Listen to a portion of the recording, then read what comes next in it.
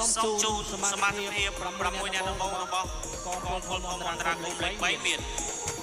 លេខ6ម៉ៅស៊ីហៀងលេខ7សំសមិតលេខ9ខុនបញ្ចរិតលេខ10សៀកុសល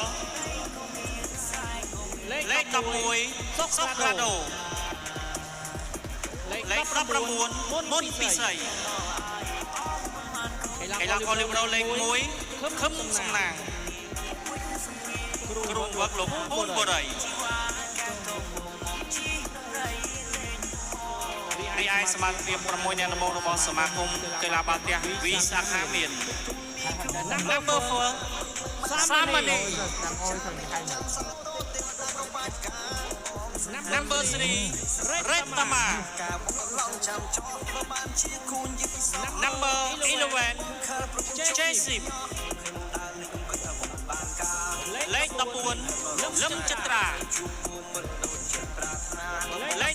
15គួនមុំជាប្រធានក្រុម